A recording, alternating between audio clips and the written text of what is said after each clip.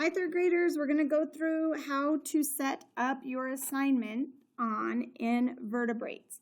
So we're going to take the information that we just read from the chapter starting on page 104 of what are invertebrates. Last time when we worked on vertebrates assignment, we made a web. Well, today we're going to do something a little bit different. So we're going to, you can use a piece of lined paper, or if you want, you can use a blank piece of paper. But what you're going to do is you're going to fold this in half because we're going to separate our paper into two equal parts. On this side of the paper, we're going to list the different groups of invertebrates. And then on this side of the paper, we're going to describe the traits that each of those vertebrates have. So the first thing you need to do is put your name at the very top of the paper. And then you're going to put the date. And then we're going to title this Invertebrates. Remember, vertebrate means that animals have a backbone. However, in is a prefix that means no backbones in these animals. So after you write the title invertebrates, I want you to tell me what an invertebrate is. So we already know that invertebrates are animals without a backbone. Okay, and then you notice that you have the fold down the middle. That's because on this side, and we're going to skip a line, and on this side of the fold, we're going to write invertebrate because this is where we're going to put the different types of groups. Oops.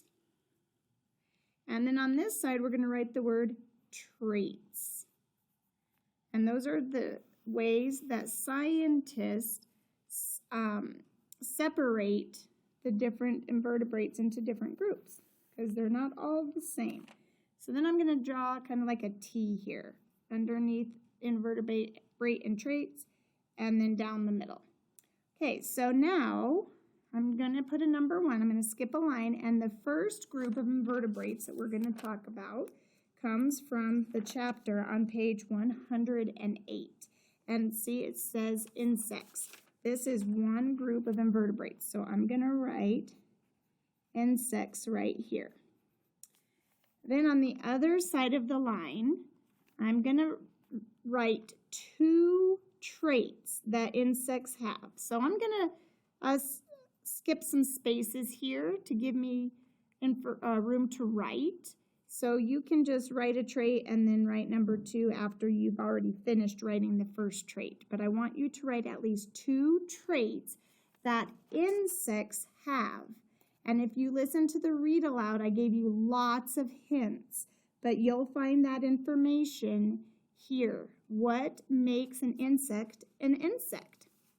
Okay, the next group of invertebrates are spiders and ticks. So I'm going to get my paper, and actually I'm going to divide this section into thirds because we're going to have 3 groups. So I left some space to write a second trait for insects. Then my second group I said was spiders and ticks. So I'm going to write spiders and ticks. And if you listen to the read aloud, I told you that ticks are absolutely my worst, most, I don't know, just the grossest thing ever. I hate ticks. Okay, then I'm going to list 2 different traits that I learned about here in the reading about spiders and ticks. So 2 different traits. What makes a spider and a tick a spider and a tick? Okay, then the third group of invertebrates is on page 110. And I'm going to again skip 2 lines here, draw a line, put a number 3, and I'm going to write snails, clams, and squids. So snails, clams, and squids. And then on the other side, I'm going to again put 2 traits that I learned about what makes a snail, a clam, and a squid a snail, a clam, and a squid. What kind of traits do they have? So this is going to be your assignment so that I can see what you learned about invertebrates. And a reminder, if you are an online student and you didn't do the assignment from last week or this week, the week before spring break on vertebrates, you need to go back to week 24 and do that assignment as well because I'm going to be collecting these next week. Okay, boys and girls, good luck. Good luck. Also, actually, one more thing. If you want to draw pictures here, I would love to see some of your pictures of these invertebrates. All right, let's see what you come up with. Good job, boys and girls. We'll see you next time.